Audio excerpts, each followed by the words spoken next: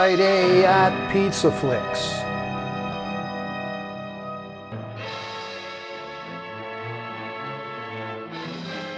Tonight from Metro-Goldwyn-Mayer comes a pre-code Hollywood mystery, dripping with atmosphere, deception, and intrigue. Directed by Lionel Barrymore and penned by Oscar winner Ben Hecht, this chilling whodunit features Roland Young, Dorothy Sebastian, Natalie Moorhead, and an eerie, uncredited turn by the master of menace, Boris Karloff.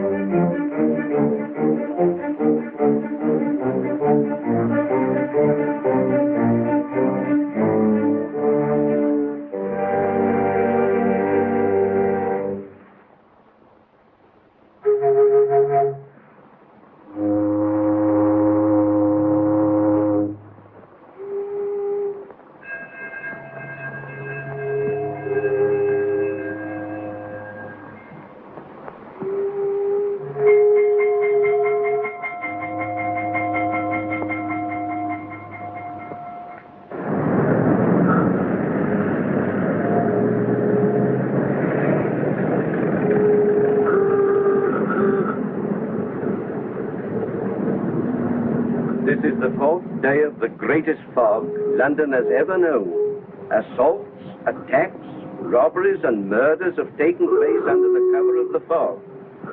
Scotland Yard warns everyone not to venture on the streets unless absolutely necessary, and to keep your doors locked and your windows bolted. The Weather Bureau predicts this fog will continue indefinitely. Fresh violet? Not tonight, thank you. I'll be right. Fresh violet? I'll show you the way, Governor. Is this the way to Leicester Square? Yes, sir. I'll take you there, sir. Very good. Then you're all peaceful again tonight, ain't it, Governor? You'll be all right, Mr. B. I'll treat you all right, sir.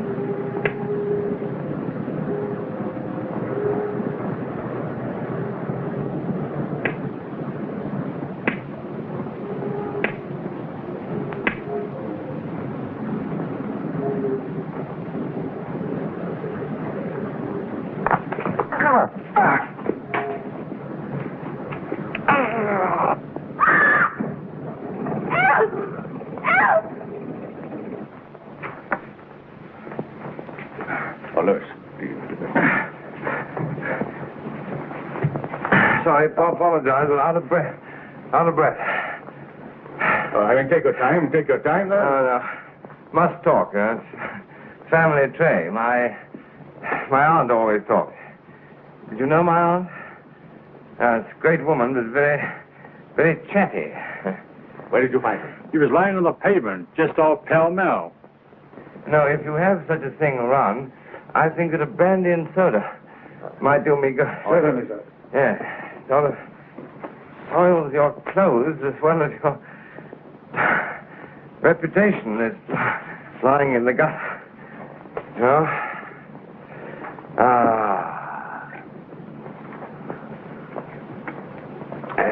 Thanks.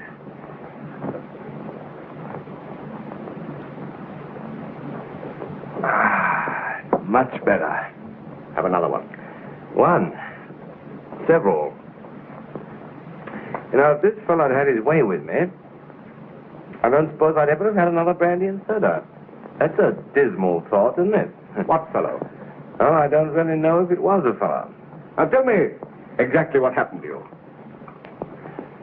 You know, it hadn't occurred to me before, but this brandy and soda business put into my mind that being dead must be rather like living in America, you know? It's a dry state. Well, I've no doubt about it. Let me introduce myself. I'm Sir James Rumsey, head of the Criminal Investigation Department. Oh, so this is Scotland Yard. How do you do, Sir James? My name is... You are the Earl of Montague. I had no idea I was so well known to the police. Well, I've seen you around town, and most of us have heard of your enviable record in the war. But now, however, we should like to know exactly what happened to you today. I don't really know. You must have some idea. No, not one. That's a peculiar thing. You see, our family never have ideas. That's why they're so successful in politics, I suppose. Do you really want to know what happened? Please, go on, please. Well, I had an engagement at my club this afternoon, and I was on my way there. Yes, you were on your way there. Yeah. Well, go on. You were on your way there. And it was rather difficult navigating in the fog, you see. I remember thinking at the time that it was as thick as my creditors used to be before my uncle died. You know, I never began to live until my uncle died.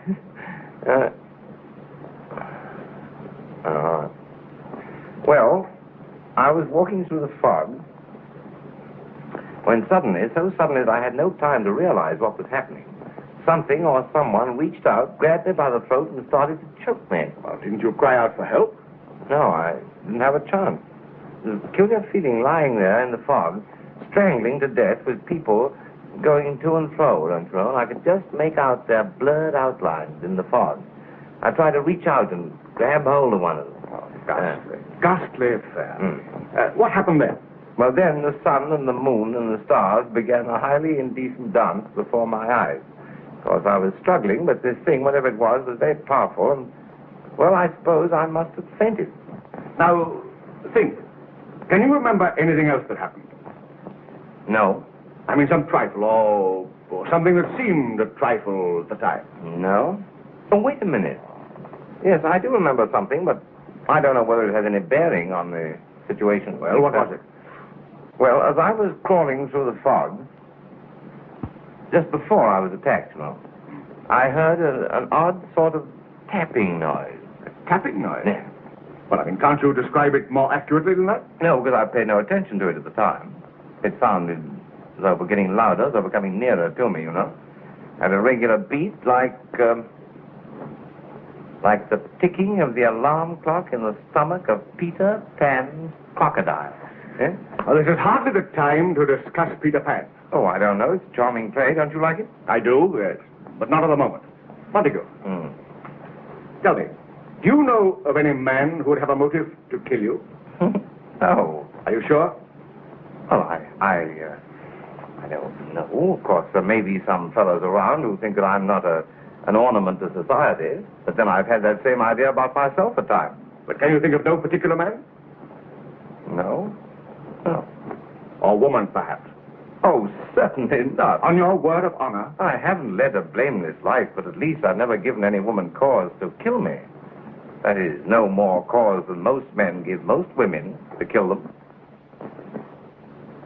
I don't see why you're asking me all these personal questions. Well, I'm sorry, but you don't seem to understand the gravity of the situation. And you don't seem to understand the fact that I'm going to be late for my appointment at the club. My appointment with one Oliver Bennett. Oliver Bennett? Yes, Bennett. Now, have you any fault to find with that? I'm afraid it'll be impossible for you to keep that engagement. Oh, why? Oliver Bennett is dead. Dead? Strangled to death this morning in the fog.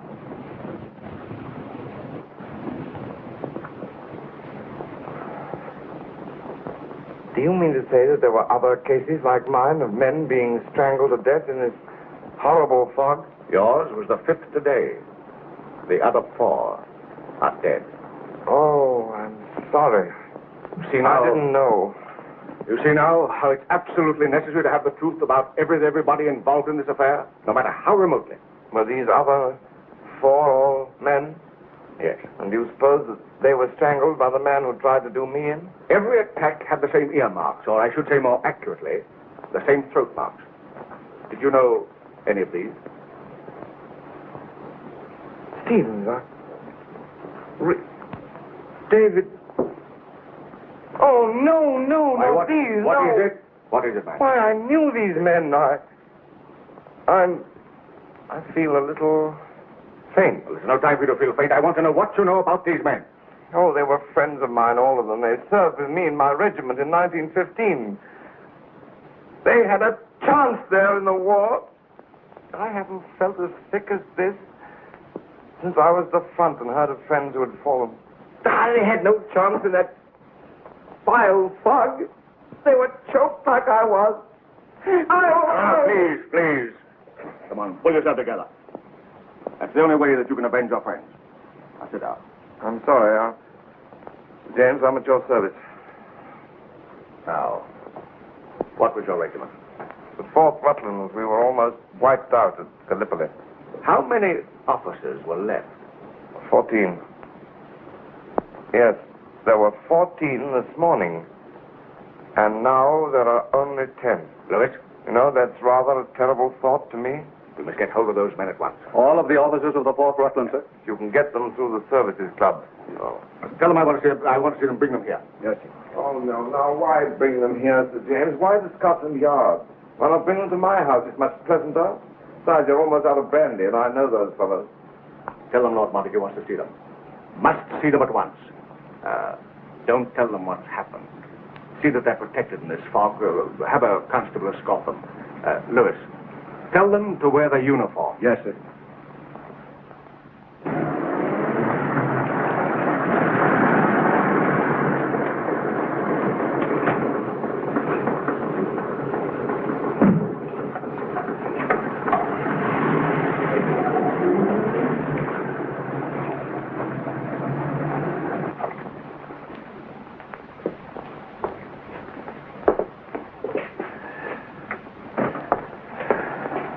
Any calls for me today, Jordan? One, my lord. Oh, Miss Laverne. Laverne? From the Gaiety Theatre, my lord. Oh, yes, called Tabby Laverne, yes. I'll call her later. Oh, Jordan, this is Sir James Rumsey of Scotland Yard. Now, if anybody wants him, we'll be in the library. Yes, my lord. What a charming old house you have here, Lord Montague. Yeah, nice old place, isn't it? Of course, these old houses have their disadvantages. Years ago, the family used to complain a good deal of dragon trouble. Now it's mice. Of course, you can keep a cat to deal with mice, but I don't know how a cat would feel about dragons. What do you think, Rumsey? I feel you'll have a return of that dragon trouble if you don't stop drinking so many brandies and sodas. What do you think, sir? That reminds me. Reminds you of what? A brandy and soda. This house always been in your family? Oh, yes, the house and the dragons and mice and everything. What's that noise? I don't know. I don't like it much. The house was originally built by that old bird, Roger Montague. Terrible old blackguard he was, but he got on very well in life. Someday, Rumsey, I must tell you the story of my life. It's a sad one. His epitaph reads that he had all the virtues. His ghost must smile when he sees it. There's that noise again. You know, I think we must be getting a little nervous. Nervous? I'm never nervous. Aren't you? I am. I had too much soda, not enough brandy this morning. So he's your ancestor? Well, he's one of them, yes.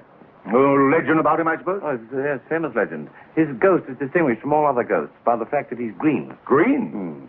I thought ghosts were always white. He's all ghosts, but our ghosts. You see, Sir Roger, the old wretch, died of some nasty disease, like spinach, which turned him quite green. There's that noise again.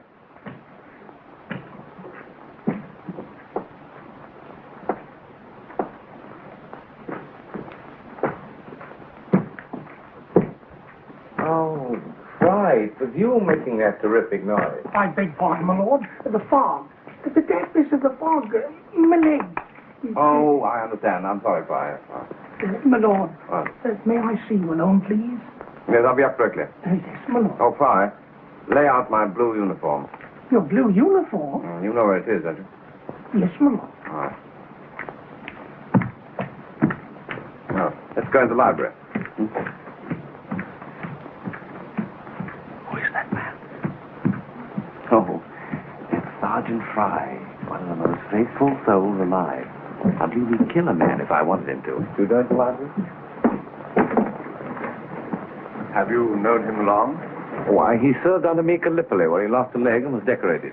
He's been in my service ever since. But that tapping, isn't that quite a coincidence? Oh, Peter Pan's crocodile, oh no, it's altogether different. You see, one of them is like this.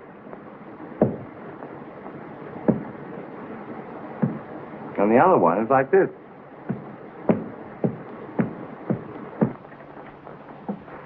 Inspector Lower, Scotland Yard. Where's Sir James Rumsey? In the library, sir. Take that. Pardon me, Sir James. Oh, did you get hold of them, Lewis? Yes, sir.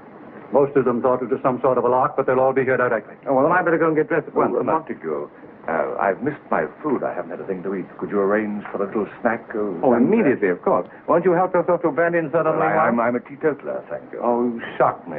And you've got such a nice, kind face, too. When did you take the veil? Lewis, did you discover anything more? Their military records are all as clean as a whistle, sir. But a curious thing came up about our host. Lord Montague? Yes, sir.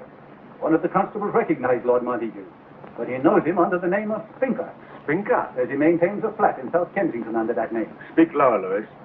I don't quite trust this house. We have the address of the flat, sir. Probably being searched now. Good. Oh, Jordan, see that tea and sandwiches are served to Sir James in the library. Yes, my lord.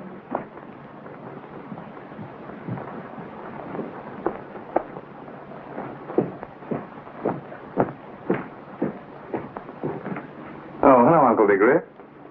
Have a cigarette? Of course, you don't smoke in that hat, do you? Would you rather have a brandy and soda or some fresh sawdust? Scotland Yard has found out about Spinker. I wonder what name you used when you were supposed to be at the Crusades. Hmm? Well, good night, Uncle. Lewis, what about you? Have a bite? Thanks, Sir James. I ate at a pub on the way. Tell me, have you noticed anyone around here lately who doesn't belong here? No, sir. That is, not exactly, sir. What do you mean, not exactly? Well, sir, you see, I'm not superstitious, sir. But, the maid, she is. Well, what about her? Well, sir, the other evening, she thought she heard the green ghost wailing. A green ghost? Yes, she's just a woman, sir, and frightened. Oh, good heavens!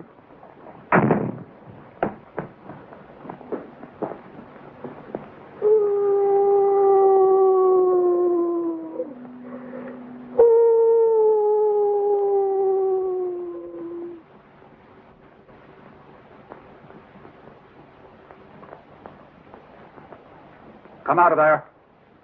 Come out, or I'll shoot.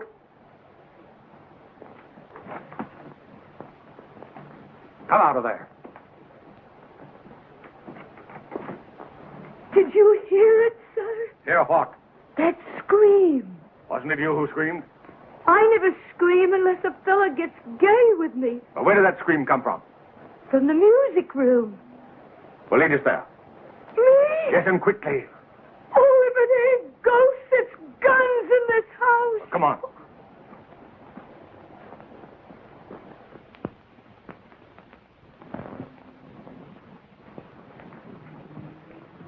In here?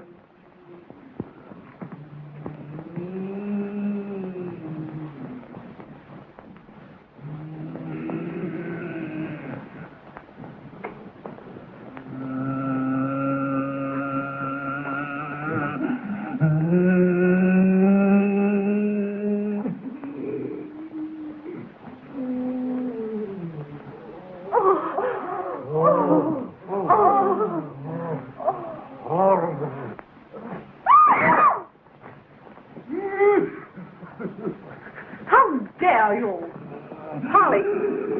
Polly, come here. Where's Fry? I told him we weren't to be disturbed. Where is he? I don't know, milady. I don't even know where I am myself. Oh, don't be a fool. Who are these people? Permit me to introduce myself. I am James Rumsey of Scotland Yard. Scotland Yard? Sir James. I thought it was you. Dr. Barlow. Well, we certainly didn't expect you to materialize our seance. I didn't know you went in for this sort of thing. Well, I don't willingly, but Fi's a confirmed addict of these seances. That is the only reason I am here, I can assure you. No need to be frivolous about it. Oh, darling, I didn't mean it that way. Oh, I beg your pardon. Sir James, this is Lady Violet Montague, How do you do? How do you do? my fiancée. Oh. Ladies and gentlemen, I must apologize for this interruption, but I assure you it is absolutely necessary. Lady Violet, may I see you alone a moment? Very well. I say I'm awfully sorry, but we'll have to call the rest of the seance off. Quite all right, Vi. We What a understand. shame, just as everything was going along so splendidly. Dorothy, here's your bag. Good night. Thank you so much. Very important. Good night. Good night. Doc. I'll see you at the club. Oh, yeah, look out for you. Monday, isn't it? Good night. Good night. And now, Sir James, would you mind explaining? Well, Dr. Barlow, perhaps you'd better come along too. Very well, just as you say. Lady Violet, I can explain thoroughly. You know, Sir James, last time I saw you, I think it was at Ranelagh. Ranelagh, was it?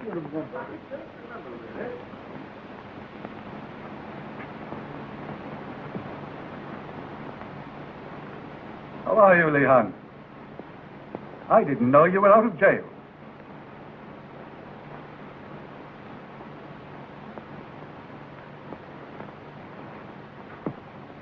You know, Doctor, before we're through, we're going to need your services. Well, yours to command, of course. Thank you.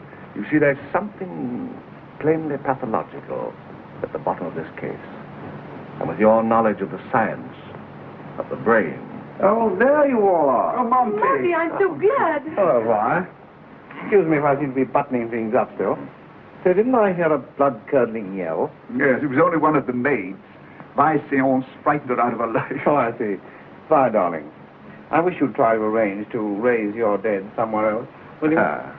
You see, you've got Fry into a state now where he's afraid you're going to be arrested, and me into a state where I'm afraid you're not going to be arrested. Monty, I'm so glad you're still alive. Oh, darling, so am I, Lily. And of course, you know, dear boy, how happy I am at your escape. Yes. Wonderful. Well, now I'm going to mix myself a little brandy and soda, if you don't mind. Brandy and soda. My first today. I beg your pardon? Out of this class, I mean. Captain Bradley. Captain Dorchester, Mr. Williams, and Mr. McDougall. May I show them in, my lord? No, I'll show them in myself. There'll be other officers arriving. Very rot, Monty, keeping us waiting here. Yeah, what's the idea? There he is. Hello, Monty. Come on. I was just saying it was a lot of rot keeping us waiting here. Well, you shall never be kept waiting again, Welcome, thrice welcome to the Sultan's harem. I say, Monty, old man. Yes. How does a bachelor keep a harem? Don't you know that in Turkey, only a married man can come and have a harem, but in England only a single one? Well, now, that's funny. They've all vanished. Who vanished? Well, there's a fellow here I want you to meet. Well, I expect you'll turn up later. Hello, Sergeant Fry. Dear old Fry. Sergeant of sergeants. If he had a deserts, he'd have been a general. I'm happy to see you, gentlemen. Happier than I can sigh. Seems like old times. Well, boys, how's the choir tonight? Me. Not so good. We've swallowed too much fog. Now, come on, all together. Another little drink, another little drink, another little drink wouldn't do us any harm. Another little drink, another little drink, another little drink wouldn't do us any harm. Another drink, another little drink, another little drink wouldn't do us any harm. Another little drink, another little drink, another little drink wouldn't do us any harm. Miss Hamilton, sir. The dream of every woman in London. Of every woman but the one woman, alas. By the way, Saber, I saw your performance of The Ugly Duckling. Very good. Oh, I usually am superb, you know. Did it ever occur to you, Saber, that your rise on the stage coincided with the decline of opera glosses? No, it didn't. Where's Lord Montague? He's in the library, sir. Oh, in the library, eh? Yes, sir. May I help you? No, thank you. Aha, the Major has arrived. Have I broken anything?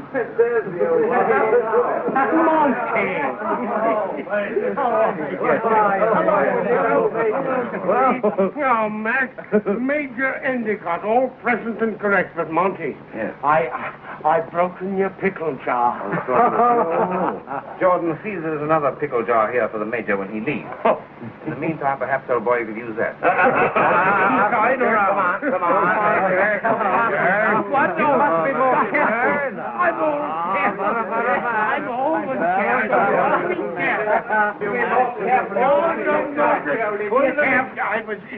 It was an accident. Mary making a bet? Gentlemen. Come on. And Major, good to see you again. McDougall. Williams. Hello, sir. Savard. Hello, sir. Bradley. Hello, young fellow. How are you, sir? Well. We're almost all here, aren't we? But, where's Green? Bennett. Regan. Stevens, eh? I'm afraid they won't be able to be here, sir. What? Not here. Not here? And we're waiting now for Mallory. Oh, I see. Poor old Mallory.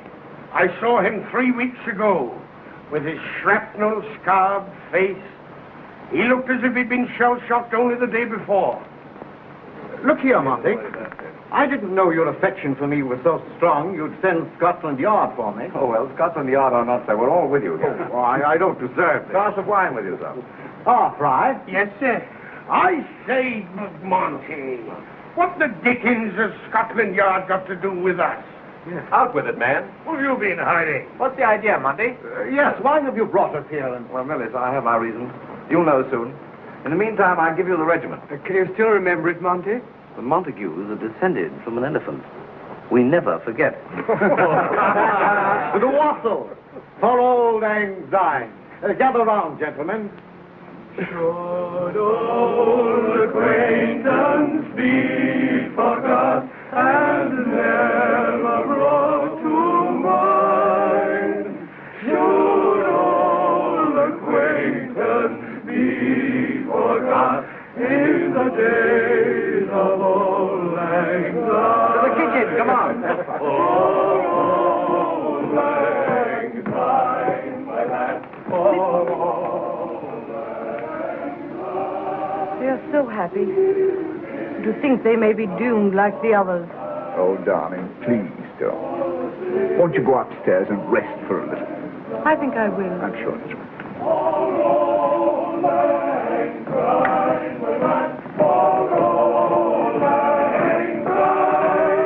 We'll take a cup of kindness yet for the days of old Lang Syne. Amen.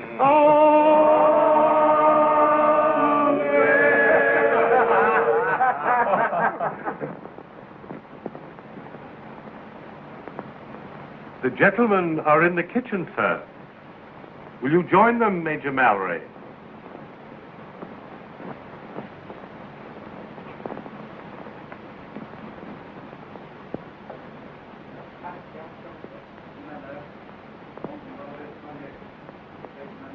The gentlemen have all arrived. Allow no one to leave the house or enter it without my consent. Very well, sir.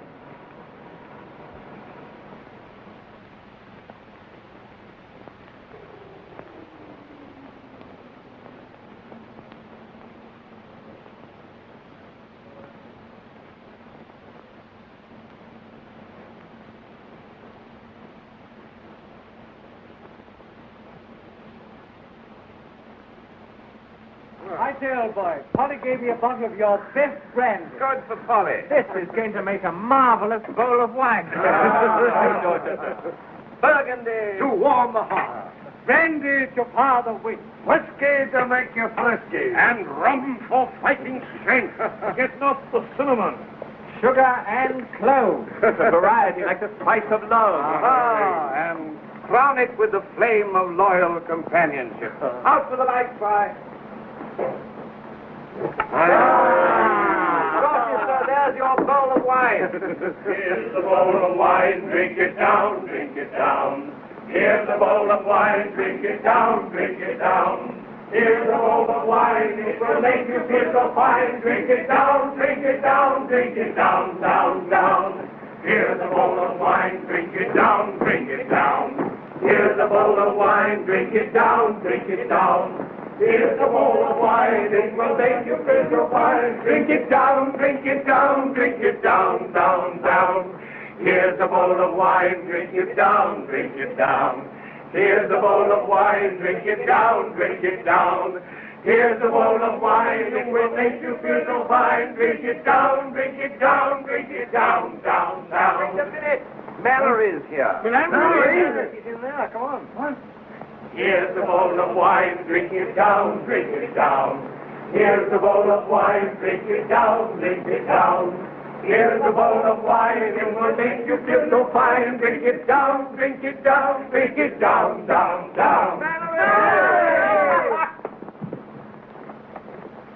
Mary, old boy, I'm so sorry. Mallory, my boy. He's only fainted. Try. A glass of water. Yes, sir. Oh, great heaven, Mallory, too. Sir James, quickly! Sir James! What on earth is that? What? Why, it's Monty's voice.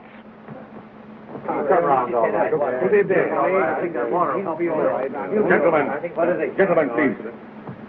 Just stand aside. What's wrong? Oh. Monty, what's happened? Oh, I find Dr. Bellow is making an examination now.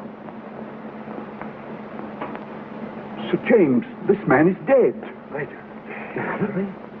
There are red marks on his throat. No, not that. Red marks? Why, what do you mean? Dr. Bellow means this unfortunate man has been murdered here. Murdered? He couldn't have been. There wasn't any noise. We heard no cry. We were all in the house. Yes. Oh, I think I know what's happened. There was something I had to tell you fellows, and I hadn't the heart to, and now... Now, will you all please go into the next room? Please. I know.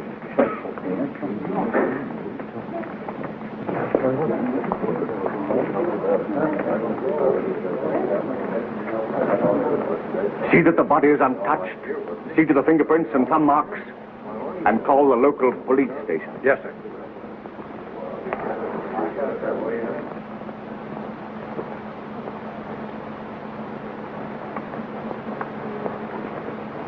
Hello there, Constable. Oh, It's all right, John. Yes, sir. Has anyone approached the house? No, sir. Has anyone attempted to leave? Man tried to slip out of a window some time ago, sir. I shouted at him. He went back in the room, sir. Would you recognize him? Impossible in the fog, sir. One of the officers, I thought, for the cut of him. Well, say, what does he mean? Tell every man to stick to his post. A murder has been committed here. Yes, sir.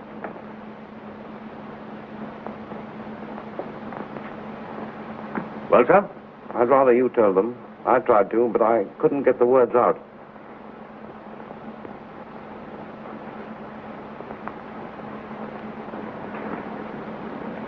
Lady Violet, if you don't mind, I would like to speak to these gentlemen alone. certainly. Come along, old girl. Thank you. Yes, sir. I understand. I'll tell Sir James. Owing to the fog, you can't remove the body before morning. Thank you, sir. Gentlemen. Within the last 24 hours, 5 of your brother officers, Green, Regan, Bennett, Coburn, and Stevens, have been found in the fog, strangled to death. Can't be true. Yes, it's true enough, I'm afraid.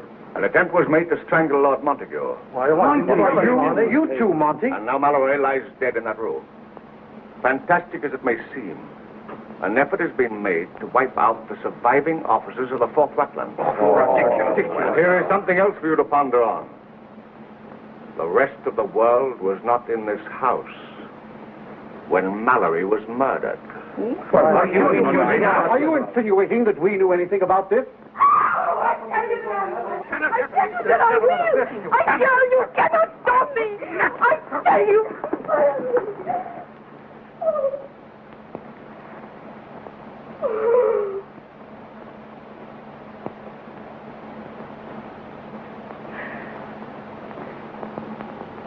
Which of you is Lord Montague?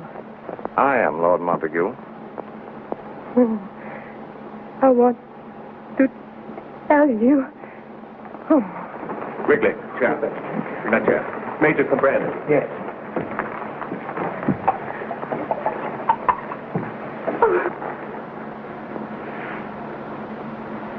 Who is she, Louis? I don't know, sir. Oh, what am I doing sitting here? Am I too late?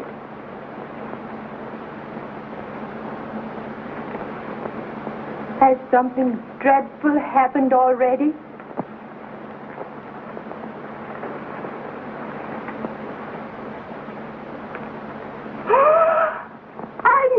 I knew it. I should be too late. I would like to know who this young woman is. Oh, and myself. They will kill me also. Quiet. Sit down.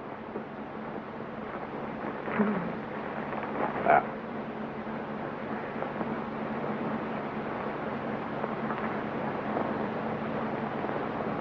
Who are you?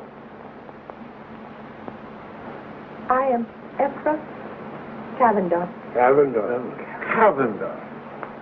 Now I suppose you all hate me. Governor? What Cavender is that? No. Evidently the daughter of the Marquis of Cavender, who was once an officer of the regiment. He left England under a cloud and lived for many years in the Orient. Yes, and we heard he'd made a large fortune there, but no one ever knew how. He was captured at Gallipoli, fighting against his own regiment. Then why wasn't he shot? He was sentenced to be shot, but escaped. Oh, I love my father, whatever he was. He died 3 weeks ago. What is it, Jack? This man. He followed the girl that just came in. He said he must see her. You please, I must see her and Lord Montague. It is of the utmost importance. You followed her here, eh? I leave the hotel just as I am. I think Sir James had better see him. Come with me.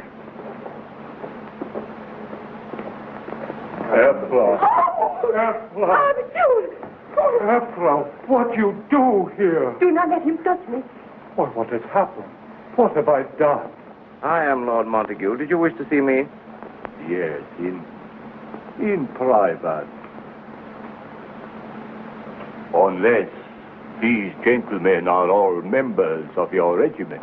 Yes, they are, all of them. How did you know these gentlemen were here? There are many things I can explain if you give opportunity. Well, what is your business?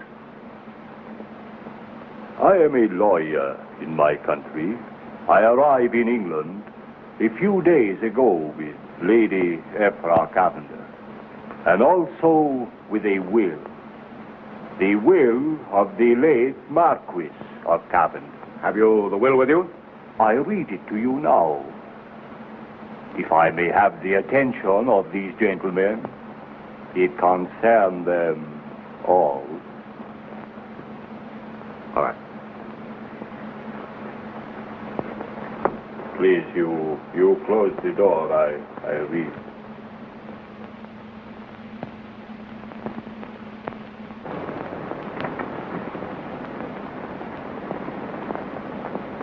These gentlemen, the last will and testament of James Hall Bowles, 4th Marquis of Cavender.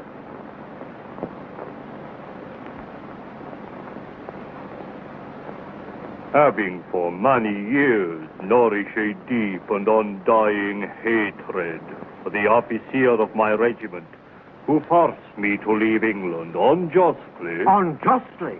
Why, he was dismissed from the service because he cheated at cards. That's right. And who subsequently at Gallipoli sentenced me to be shot.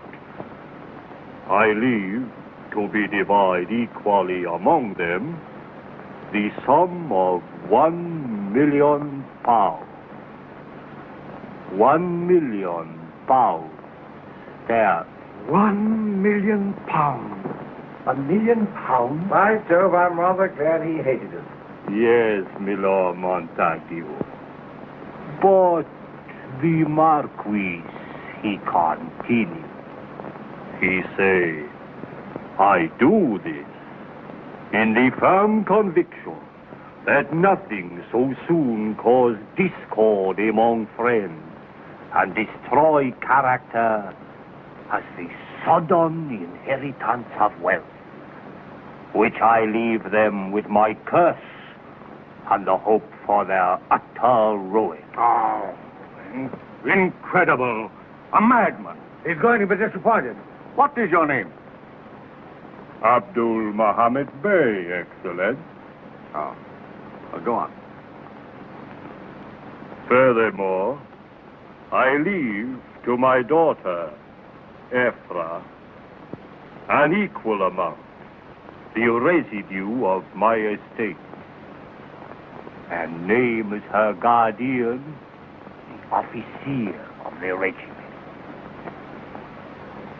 The Marquis, he say, I do this in the sure knowledge that when money fails, nothing so quickly cause discord among men as a beautiful woman.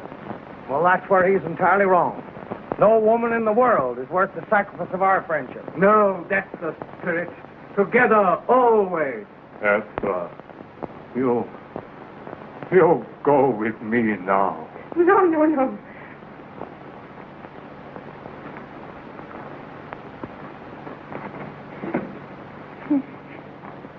He have held me prisoner ever since I arrived in England. Lewis. Hold that man. I want to talk to him. Yes, sir.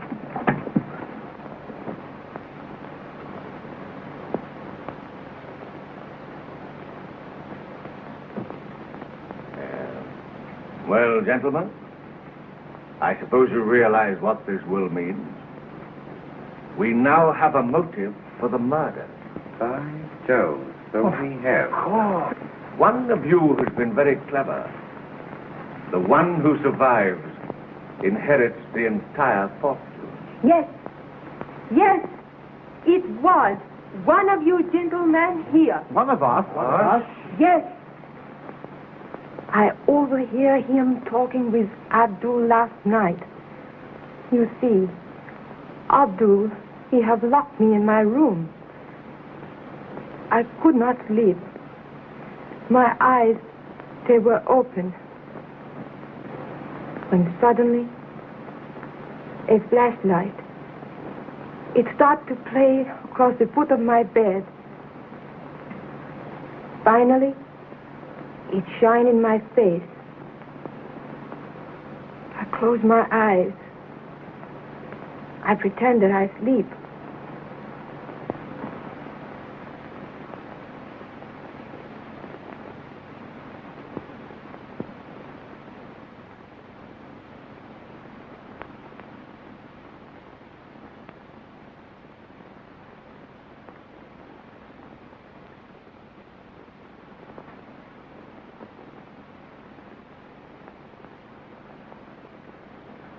Of what you speak. If only this fog continues, we'll get rid of all of them. Better you let a few of them survive, or suspicion he fall on you. But I provided for all that. Yes, my friend, but have you think of this, that if all these men are killed one by one... And as soon as I was sure that they had left the hotel, I managed to free myself. And I came here. Oh, that's curious. Just a moment. If you heard the voice of that man again, would you recognize it? The boy?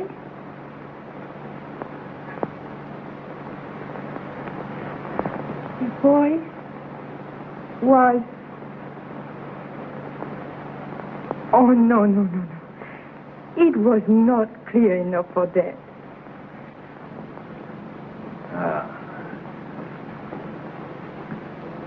It is very evident that one of you knew of this will. That the murderer of your comrade is in this very room. Oh, right. This is horrible. I resent your words, sir. Please. I cannot stand any more of this. Of course, I'll take you to my sister. Let me help you, Monty. No, thank you. Well, I think you'd better stay.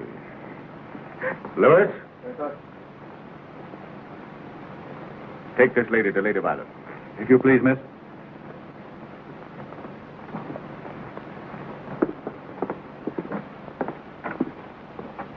I'm afraid that everyone in this room is technically under arrest. Under arrest? Why, what do you mean, Sir James? But you know, after all, we have an alibi. We were all in the kitchen when Mallory was murdered. Yes. Did any of you leave the kitchen during that time? No. That is, I mean to say, we... Yes and no. They did scatter around to get the ingredients for that punch. Yes. Yes, I stayed in the kitchen myself. Look here, Monty, what do you mean? You went too. You weren't back when You're right, yes. I went to get that taper. I'm so sorry, I forgot. Well, there's no time to forget. No, well, I won't forget again. Sergeant, Yes, sir. where were you? Why, I was in the pantry, sir, with Captain Dorchester. Yes, but you left ahead of me, Fry. Yes, sir. So that left you alone also, Captain Dorchester? Well, that doesn't prove anything, does it? Thank goodness you can't blame me. I was in the cellar with Williams and McDougal. You were when we entered, Major, but not when we left. I hunted for you after I found Williams. Yes, After you found Williams? Yes. Then you two had separated? No, yes, well, It seems your alibi isn't very strong. No, it is getting a bit wobbly, isn't it? do you really mean I cannot leave this house? I mean no one leaves this house until we've found the murderer. That's impossible. I must get away tonight without fail. Well, I'm afraid that's impossible. Oh, you don't understand. I'm going abroad tonight. What? Oh? Look here, Bradley, what do you mean? We'd arranged to dine together at the Carlton tomorrow night. You never said a word about going abroad. Why are you going abroad, Captain Bradley? That is a question I cannot answer, Sir James. Captain Bradley, in the name of the regiment, I insist that you answer that question. Well, if you insist, Colonel, but it's very embarrassing. You see, I'd arranged to go abroad with a lady. No, you better not, old boy. You probably regret it. I usually do. Hang it all, Bradley. Why so bashful about a romance?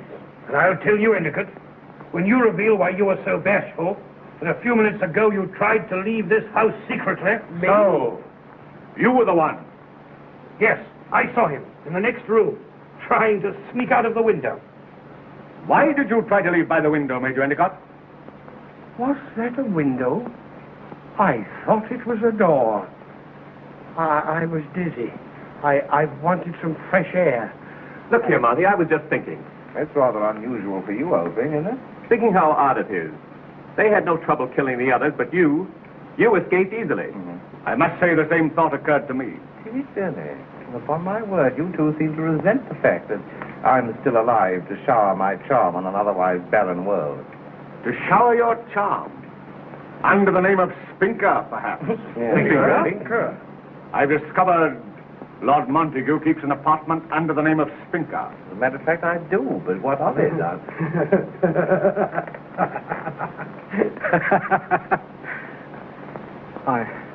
I'm getting like that girl. I can't stand much more of this.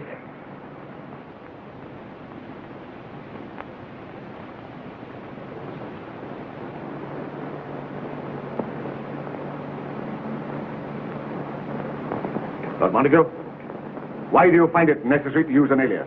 Well, there are times in life when nothing stands between a man and marriage but an alias.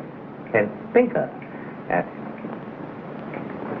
Well, what are you all looking at me like this for? They're thinking what I thought. That you say they tried to kill you, and yet you're as happy as a lark. Oh, it isn't the first time that Monty's jested in the face of death. Thank you, sir. Why, you almost seem to suspect me, Saber. Well, you must admit yourself, Monty. A false attack would be a perfect alibi in a case like this.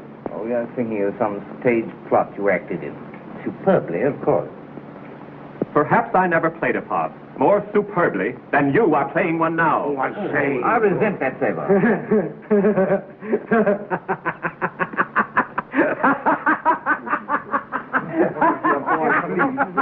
Everybody's going mad, and I'm going madder than all of you. I can't stand it any longer. I can't. Leave me alone. Leave me alone. I can't stand it. Look here, Saber. Can't. You owe Lord Montague an apology. Oh, no, it's all right, sir. He just can't resist the temptation of taking the center of the stage, that's all. Look here, Saber, I'll tell you what I'll do. I'll do something to clear me of suspicion and you and every man in this room. Well, what is the optimistic plan, my lord? These murders were committed for the sake of Cavender's infernal money. All right, I'll resign my share of it, will you? Why should I give up a fortune? Because this money comes to us red with the blood of our friends. Oh, no money's too clean if you come to that, Molly. You mean to say that you or any of you would touch a pound of it? Trouble is, old boy, there's not 1 pound, but 1 million. Oh, well, at least I'm sure of one thing, and that is, Colonel, you're with me in this. I? Why should I want to be with you? You, sir, you too. Oh, I need this money more than I ever did in my life. Do you indeed, Colonel? Yes, I do. And make the most of it. What? Give up the only chance I have to avert disgrace? What sort of disgrace, Colonel? I'm not on trial here, sir. Every man here is on trial. You can't mean. That would be too awful. What is it, Captain? He does mean it. He does mean it. Means what? Don't you see his bank? He's been handling my money for me. I'm ruined. It was you, the murder. You were afraid of jail. Oh, surely you can't believe I'd murder anyone. That's exactly what they do believe. Now it's you they suspect. My dear boy, please pull yourself together. Next they'll suspect me. Well, maybe it was me. And we are perfectly sure it was not. It's absurd. Then you're a fool, because it was. No. I tell you, I did it. I did it. I can't keep it to myself any longer. I did it. I got my hands on their necks, and I strangled them. I strangled them with these hands. I did it. I did it. I did it. I did it. Let's go. I did it. You're all acting like a lot of kids. It is hysterical, that's all. Praise the man who committed these murders. Hysteria now. Let me be the first to congratulate you, sir. Why, look at Monty now. He's going mad. Oh, not at all. I'm merely congratulating the shade of His Grace the late Marquis of Cavender on the success of his scheme. Matilda, what was it you said when the will was read? Together, always. Yes, well, we're giving an awfully pretty example of it, aren't we? Saber, old boy, I, for one, am sorry. I made an ass of myself. Yes, but you had the consolation of knowing that you made a superb ass of yourself. Colonel, I'm terribly sorry. But perhaps things aren't quite as bad as you thought they were. Oh, but think of what we've all been saying, with Mallory lying in there.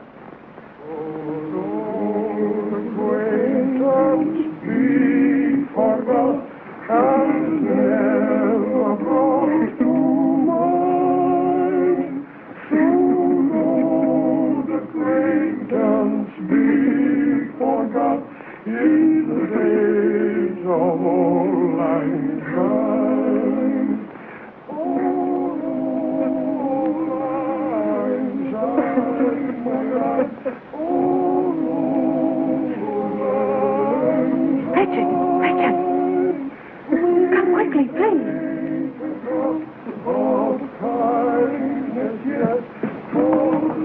She's in a frightful state. You'd better see her at once.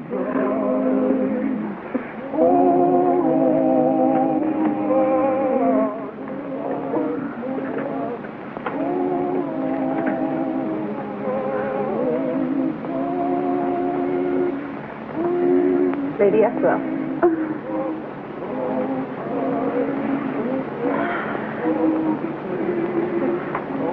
is my fiancé, Dr. Baloo. Lady Ephra, it's too bad you've had this trying experience. We'll have you all right in future. Will you allow?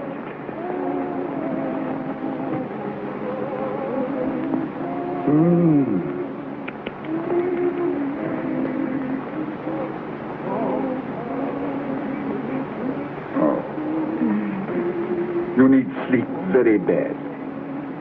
Very badly. Will you allow me to prescribe for you? Oh, no, no, no.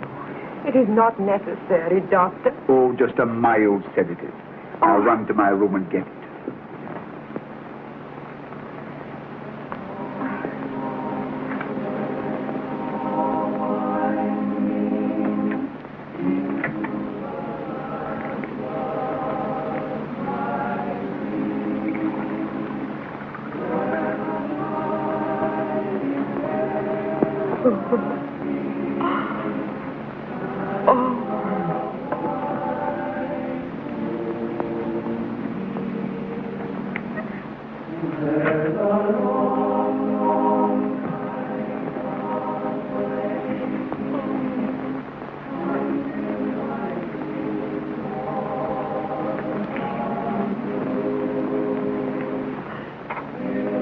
Now, Lady Ephra, if you'll take a couple of these pills and compose yourself, you'll be asleep in half an hour.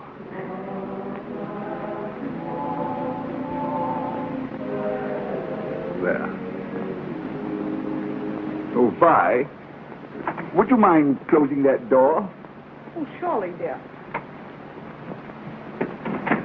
Thank you very much.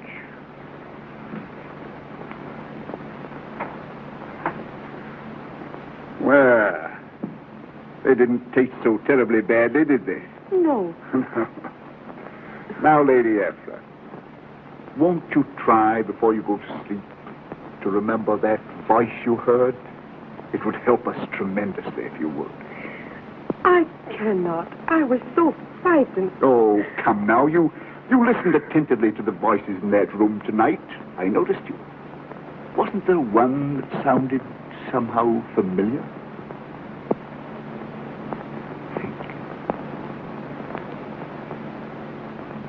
It sounded like your voice.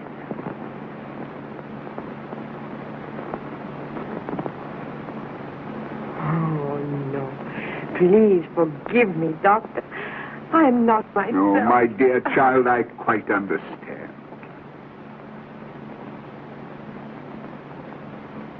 Your medicine, Doctor. It is beginning to make me sleepy.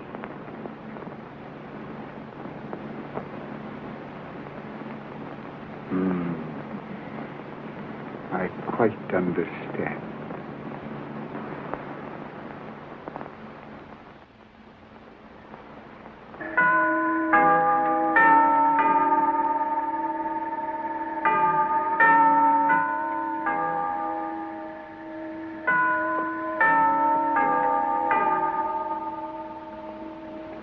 Monty, old man. Big Ben has struck happier hours, I think. Yes. Come on. Yes. Many happier hours.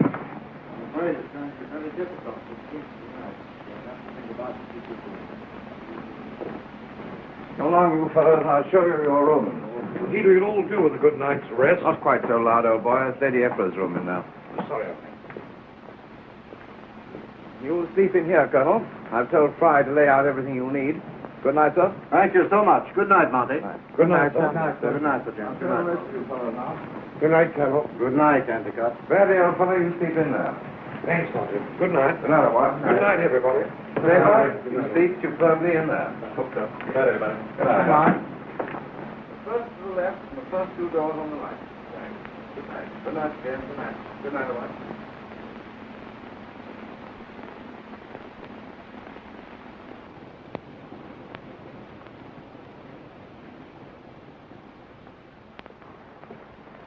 Hello, Mac. I'd quite forgotten about you. Your rooms are way up the other end of the passage. Come on. Well, come on. All right, Monty. I'll go to my room in a minute. It's all right, but why linger here? Well, it's all right, isn't it? Good a place as any, I suppose. Well, I suppose it's about the worst place in the world for you, old man, with your nerves in the state they're in now. Oh, come on. Don't you think you'd better go? Oh, I've been thinking I'd better all night. Monty, this is horrible. Yes, I know. Death and all that. I know, man. I haven't been able to get that girl out of my mind since I first saw her. Oh, I don't blame you a bit. She's got me going, too. Oh, steady, old fella. Steady and come to bed, Heck, you must be under some mad spell. I've never known you like this before. You can't stay here all night, you know. Oh, neither can you if it comes to that. I've no intention. Oh, I saw the way you looked at her. What the deuce do you mean by that? Well, why this mad rush to get me out of the way? You don't know what you're saying. Oh, and leave you here in possession, eh? Once out of the way. Oh, I'm no fool. I can get... There.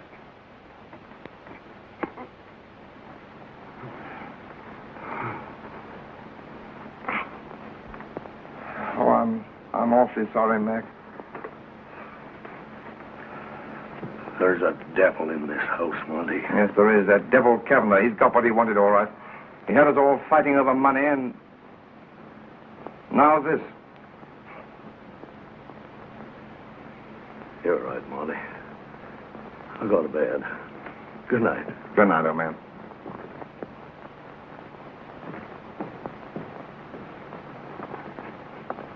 No, Montague. Oh, Lady Ephra. My eyes. I do not know. I cannot understand why I should be so very sleepy. Well, will you let me tell you that you look very charming when you're awake, and that now you look even more charming when you're almost asleep. And you don't mind if I thank you. Thank me? For what? I could not help but overhear through the door, and I must thank you for that. And also for the beautiful flowers. The flowers? Oh, to a terribly nice girl from a man who's always longed for one. No, but seriously, you must let me thank you for coming here. No, no. I told your sister, I have brought misfortune to your house. So why should you thank me? Well, at least allow me to thank you for letting my eyes rest on you. You're sweet. Good night. Good night.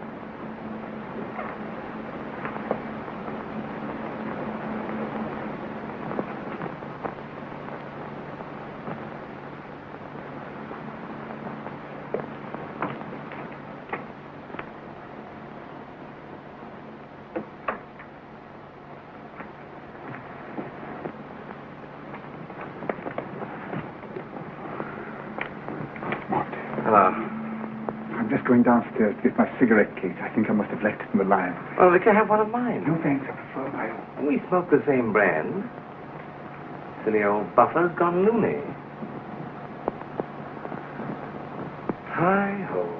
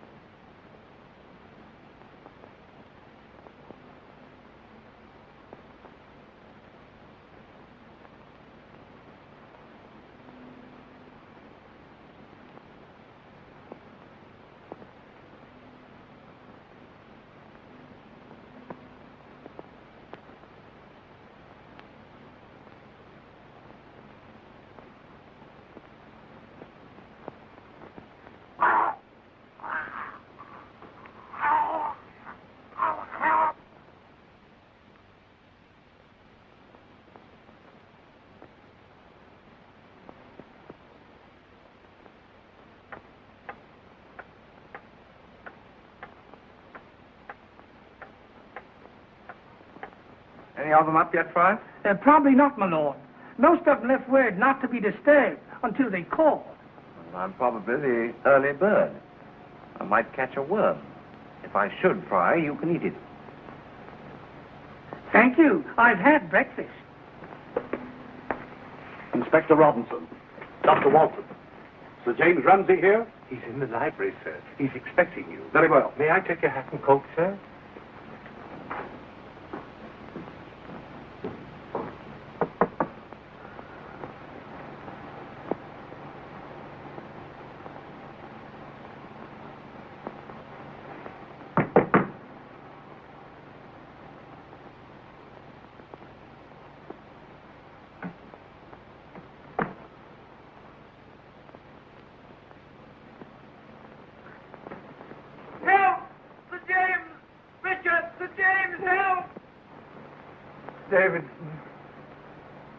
Davidson. What is it? What's happened? Monty, what the...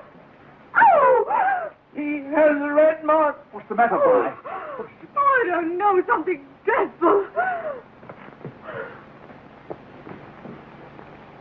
No, Montague. Why did you call? Oh, I'm afraid. I'm afraid. Are you sure, Doctor? Dead. Strangled.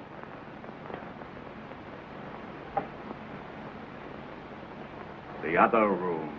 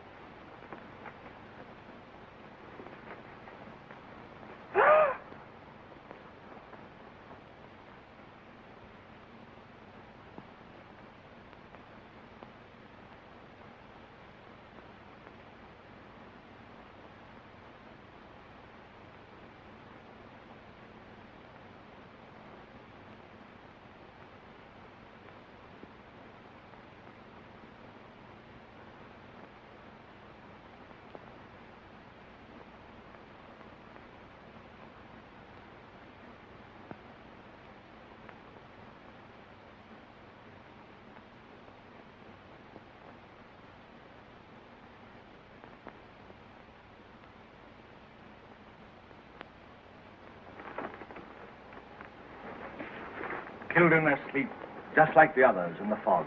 All of them my friends, strangled, murdered, Sir James.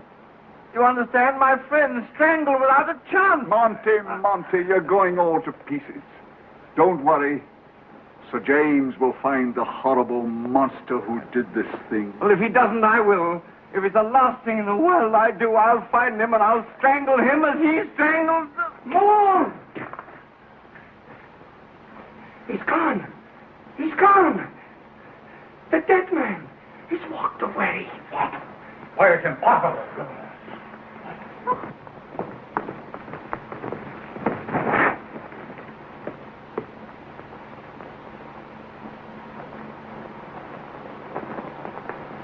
Sir James! Here is a note was pinned to the chair. It is signed by Mallory. Mallory? For heaven's sake, read it at once. Go on. Pray for me. When you read this, I will be with my comrades whom I loved and killed. No! They suffered, but not as I have. Shell shock, catalepsy drove me mad.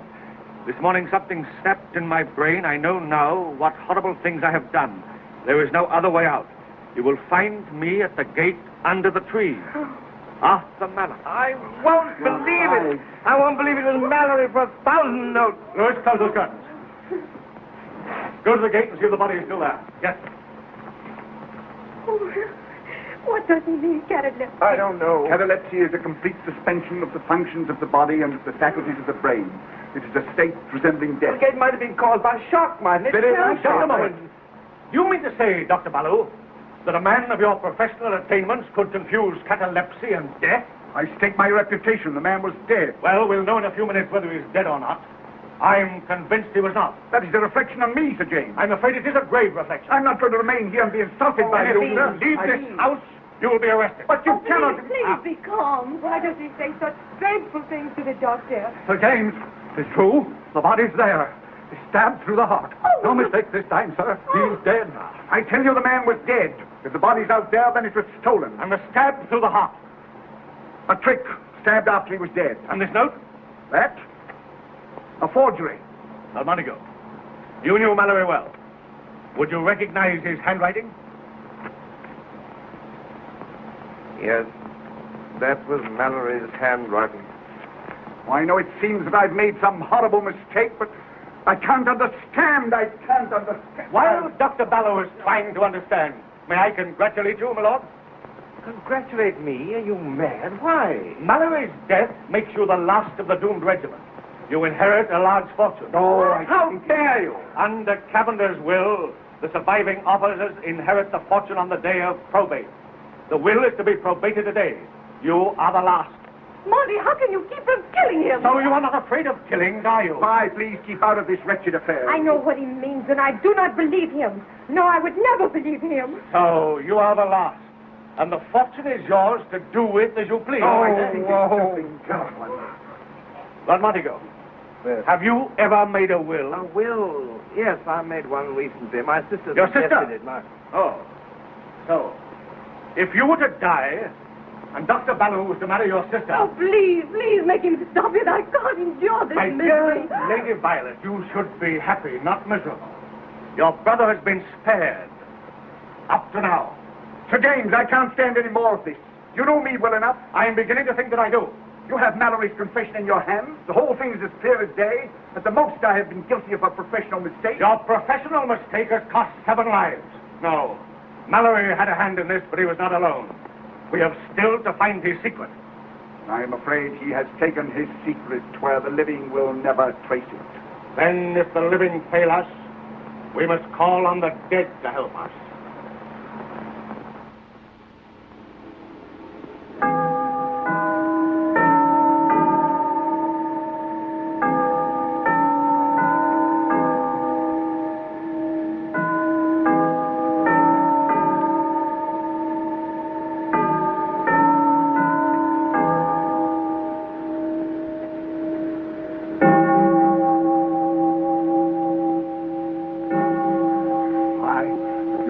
Fail me now. This is the last.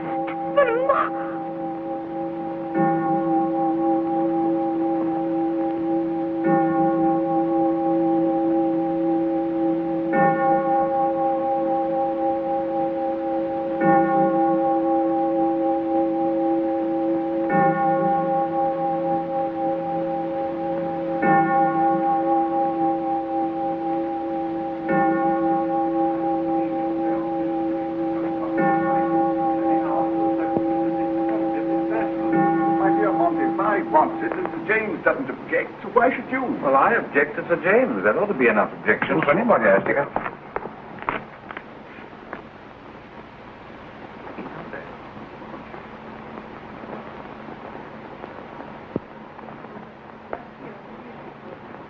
I think we'd better get started. Oh, here are the ladies now. Come along, Vi. We've got everything all ready for you.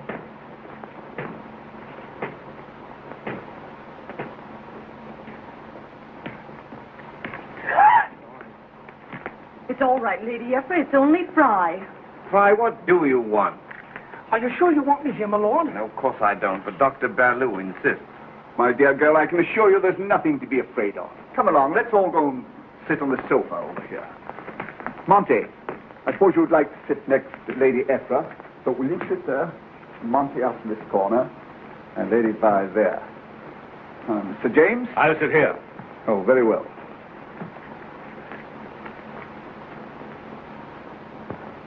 Now, before going any further, I'd like to explain the reason for this unusual course.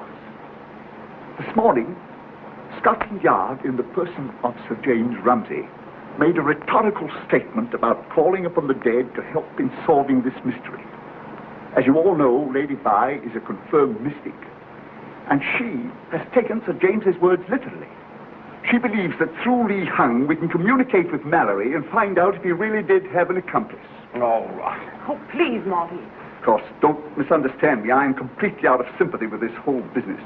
But as Vi has won Sir James's consent, I bow humbly to his superior authority. Oh.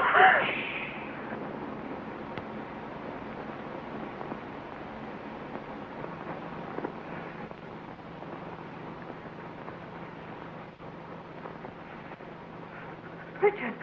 Oh, please.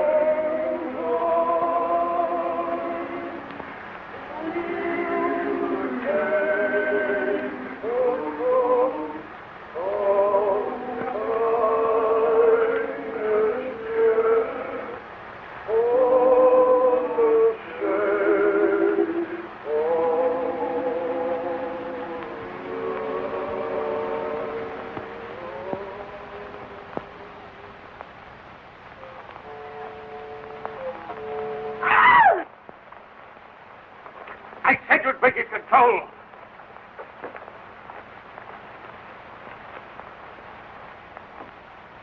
Dead man. They were here.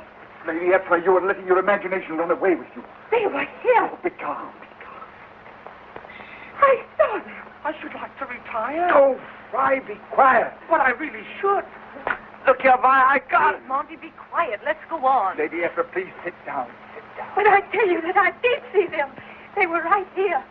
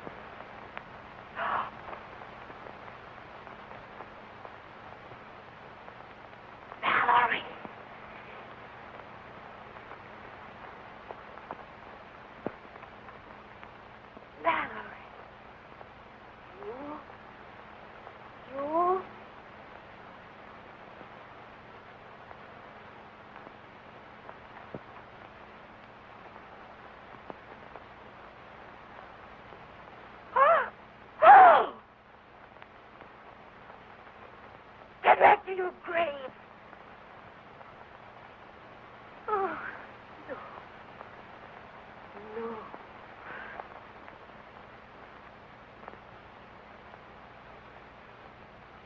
They are dead. Barrymore, if you lived, you'd do as I tell you. You always do as I tell you. You kill for me.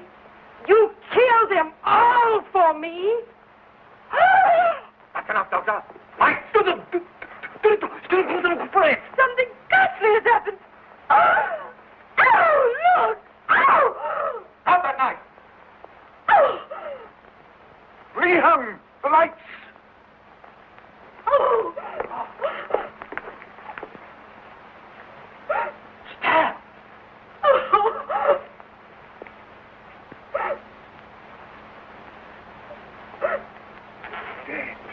Dead. Ephra. Again. Major Mallory, sir. That Chinaman's knife. Yes, sir. Sir James, he rushed from the room with the Chinaman's knife. I tried to take it from him, but he tore away from me and stabbed himself. Fine. In heaven's name, what has happened? Oh, I can't endure What is it, Colonel? anymore. That scream, that horrible scream, what was it? It's all right. Blood. They shouldn't have made us do this. I didn't want to do it in the first place. I'm afraid this is more than we bargained for. Gentlemen, Mallory has made his atonement. Atonement? Monty, what on earth does he mean? I don't know. Oh, don't worry, Monty. We're all real enough. When No, we started, we never dreamed it would come to this. Look here. Monty, you'll know everything in a moment. No. I've got to know now. I demand an explanation. Lord Montague, we owe you an explanation. But I think we'd better have it in chronological order. Louis, bring in Abdul.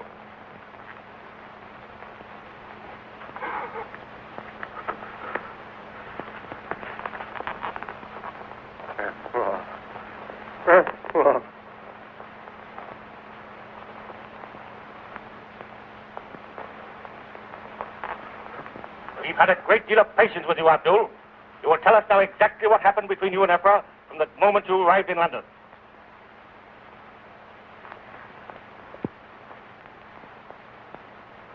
Farewell.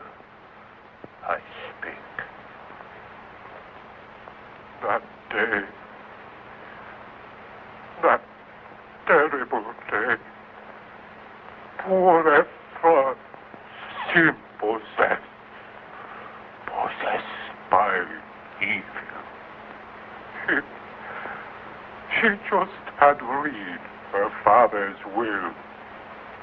Oh, she was like a wild animal. I say to her, Ephra, you must not speak so of your father. May he rot in his grave. May he burn. Ephra, you're speaking of your father. Yes, and I am speaking as my father's daughter. He taught me to hate well. Oh, Allah forgive the poor madman. He taught me to hate others. Is it not just now that I should hate him? Now that he has given half of his money, half of my money to others? Ephra. I swear to you, Abdul, that they shall never live. No, not one of them. What? Never. Never.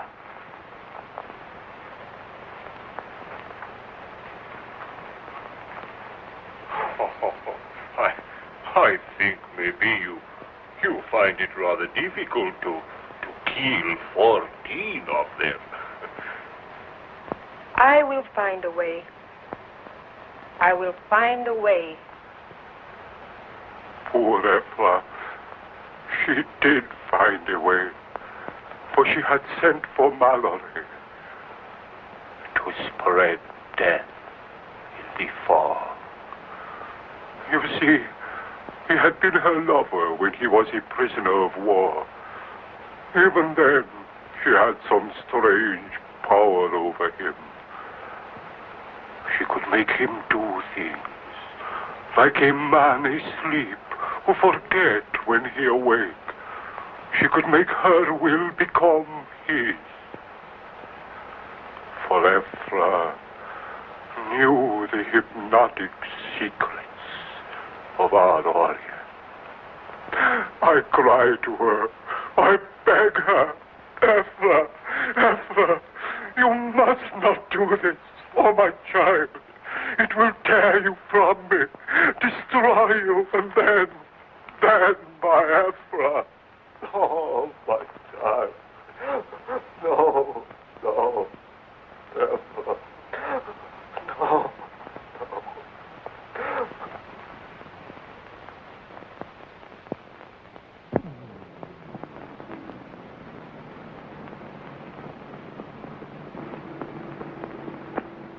And that was why Ephra accused him of holding her prisoner.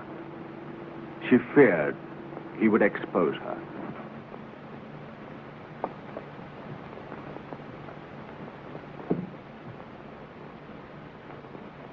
Look here, Sir James, you didn't know what we've just heard. Why on earth didn't Dr. Ballou tell us that Mallory was not dead in the first place? Because in the first place, he appeared to be dead. But when I came downstairs last night to take another look at him, I held my cigarette case to his lips and found a faint mist on it. So I knew he was alive. A closer examination revealed that he was in a cataleptic state. Well, why didn't you tell us? Well, because it flashed through my mind that someone, possibly anyone in the room, wanted Mallory to appear dead. I wasn't going to give away the advantage of knowing that... Why was he in the state in which we found him? Indeed, I wondered about that myself, Doctor. That was the most daring element of what Lady Ephra hoped to make a perfect crime. Before your very eyes, Mallory became an apparent victim. You were all held here under suspicion, and the ghost left free to strike you all down that very night. Then Mallory was to leave his confession and kill himself. Well, but how on earth did you come to suspect Lady Ephra? I didn't. It was Sir James. I noticed that as hysterical as she seemed in the library, I mean, she didn't miss a word nor an expression. No, Sir James and I were just commenting on that very point when Vi called me to Lady Ephra's room. Oh, yes. I must confess I felt a little ashamed of the suspicion Sir James had aroused until I felt her pulse. Do you know her pulse was absolutely normal? You don't say so. And her eyes were not in the least dilated, which of course is a common form of hysteria. You see, she had counted on everything but finding a doctor in the house, I suppose. The sleeping draught which the doctor gave her gave us a chance to prepare for her deviltry. And when the doctor signaled us through the library window, I stationed men in every room. And fortunately, because we got Mallory just as he started to strangle Colonel Davidson. We spent the rest of the night trying to awaken Mallory. At dawn, he wrote the note of confession and then tried to do away with himself, all as the insidious Ephra had dictated to his subconscious mind. Oh, poor fellow. Couldn't you have persuaded him to talk? No, he was dazed and incoherent and could remember nothing to warrant the arrest of Lady Ephra. Of course, when we read Mallory's note in the library, she felt her plan had succeeded and that he was actually dead, which was exactly what we wanted her to think. As for poor Mallory, it was undoubtedly her scream that awakened him from his trance. And in that desperate moment of realization, he grabbed Li Hung's dagger, stabbed the girl and himself, and put a tragic end to our seance. You mean to say that you arranged this seance in order to get Ephra to confess? Exactly. We tried to make it appear that her perfect crime had succeeded. We visited the rooms of these gentlemen, and they agreed to play the grim roles, as you know, just as the doctor and I played our roles for Ephra's benefit when we quarreled in the library. So James said if Ephra could make one dead man walk, Li Hung could make 7. Yes, but what about the ghosts of these fellows that I saw right here? Li Hung. Yes, sir. Tell this gentleman how you make ghosts out of real men. I explain my master.